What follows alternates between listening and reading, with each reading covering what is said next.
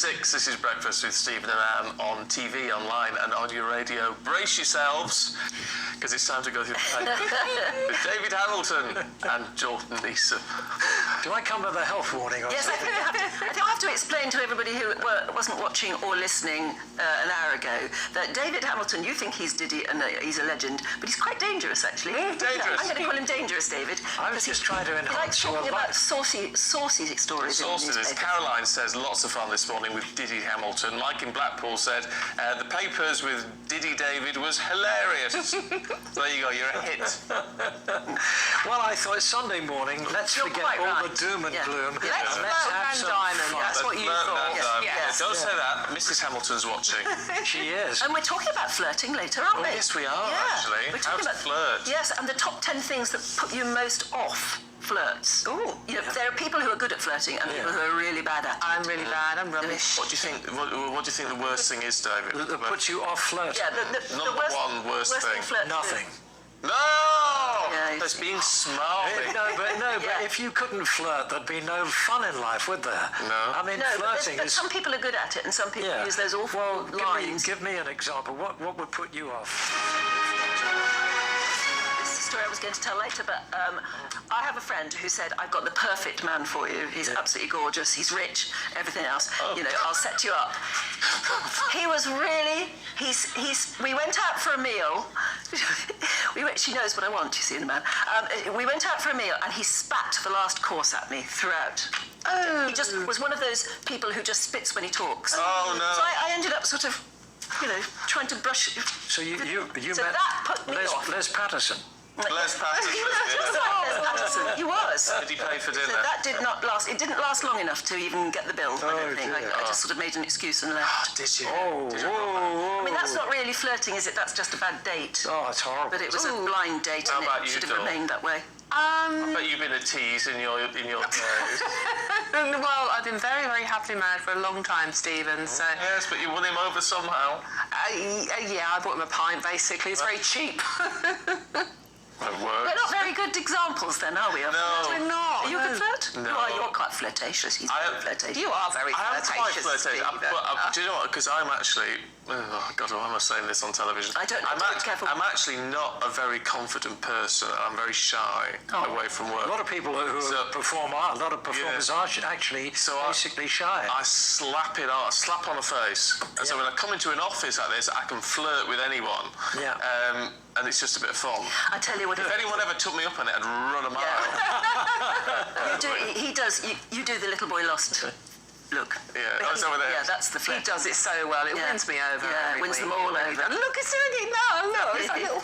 Yes. All right. Well, that's what we're going to talk about later. But what were we going to talk about now? Oh, Stone the Crow's Dawn in the Mail on Sunday. Oh, this is a story that's actually caused more controversy than almost anything else today, which is slightly bonkers. This is a story that the Daily Mail has accused, or Mail on Sunday, has accused Labour Deputy Angela Rayner of doing a basic instinct. We can remember that famous scene of Sharon Stone where she crosses and uncrosses her legs. And the Daily Mail is saying that Angela Rayner does that in the House of Commons to distract Boris Johnson. No. I'm not making it up, that's what they're saying. But obviously it is quite misogynistic, isn't it, really? Yeah, I have to say that. And Angela has, of course, completely denied it. But, you know, a source says she often jokes about it on the House of Commons terrace over a few drinks. But you know what sources are like, don't you? Yeah. But I mean, she has got lovely legs. Yeah, she has. And lovely hair. Can we say that now? I think No, we I can don't say it about another woman. think you're even allowed to say that now. Not allowed to point out. I can't. I mean, there are some dirty tactics in politics. I cannot, in a million years, believe that is one of them. Do you think she's trying to put him off his stroke, to sort of distract him? Yeah. I mean, you know, he has a sort of track record, doesn't he? Being a bit of a He's got an eye for the ladies, I think it's fair to say, isn't it? He's got an eye for the ladies, so I think it's... We are getting into such anti-woke or woke territory here, aren't we? Anti-woke's always good, isn't Anti-woke. it? You like being anti-woke. Yeah. really anti-woke this morning. Now, what about snoring women? Well, yes, I thought another one to interest Anne. Thank you know. you. I said, Stephen, we just go, shall we? Just leave them to it. Obviously, I'm flirting with this morning, so she doesn't approve of that. This is about wives whose snoring is as loud loud as a Hoover, and apparently makes as much noise as conversation, normal conversation. The average volume, you might like to know, of Britain's snorers is 60 decibels, if that means anything to you. But and apparently women snore more than men. Rubbish. Right. That's controversial, isn't it? They certainly snore as much as men, don't they? Well, they do it in a more ladylike way, But they don't, I think. That's the problem, isn't it? It's not giving our secrets. I've heard snorers in my time, and both men and women, and because when you have the whole family, I'm getting into a deep water here now. But when you have all the family staying at Christmas time, and and you've got the bedrooms are all full of various people complaining about others. Yeah. They can hear them through the wall and things like that. I think I am probably the snorer in my household. So my wife insists on separate rooms, but I think what she really wants is separate counties. Yes. You're a loud snorer.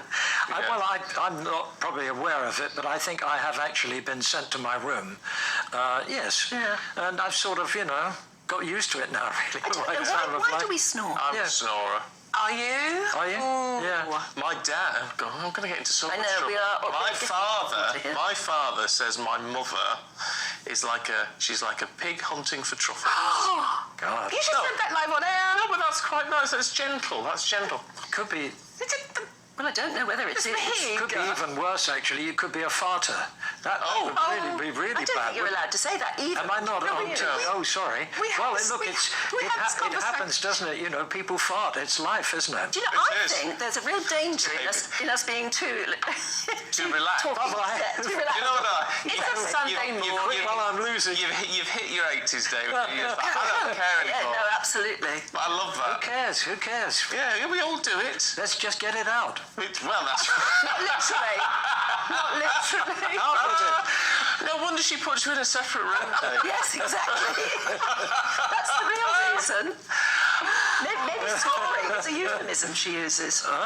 Maybe the word snoring is a euphemism. I think it is a euphemism. It could both at the same time. There I go again. I'm so sorry about this.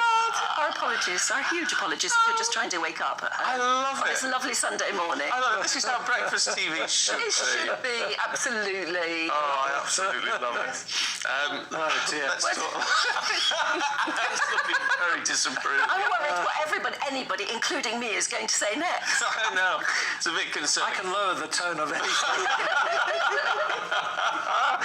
Dawn, let's upset a few people. Oh gosh, this yeah, morning, absolutely. A few more people with the Sunday people, because this is Rishi Sunak is a very rich man. Yeah. You can't hold that against him, really. No, of course not. If you've got bucketfuls of cash, why not? Yeah, so absolutely. he's building himself a new swimming pool. It's going to cost £13,000 a year to heat.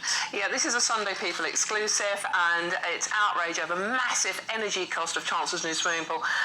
As you say, £13,000 a year to heat, and that's 6.5 times the average energy bill for a family home. So it's the politics of envy to say, oh, how dare he? It's his money.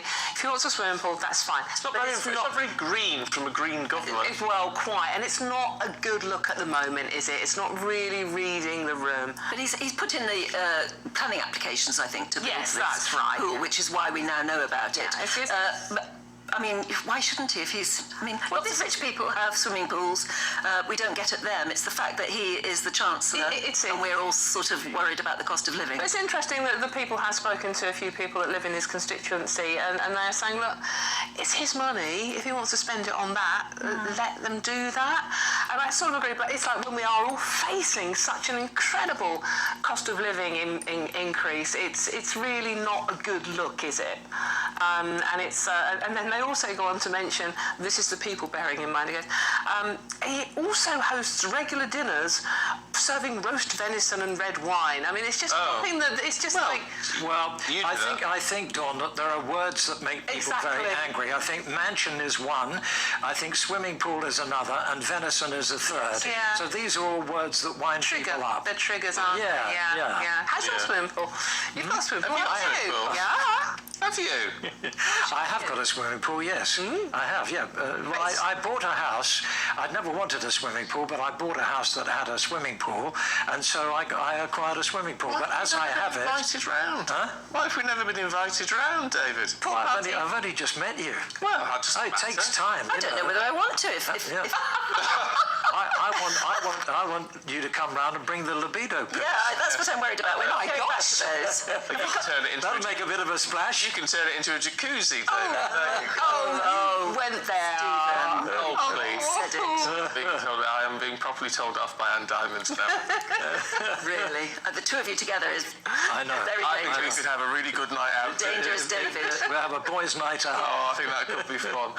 Dawn, David, we're out of time. Oh, thank goodness for that. Oh, well. I tell you what, between the two of you today, it's been a long time made since I've had a us smile this that hurts this much. It was nice while it lasted. It was. Good. Oh dear.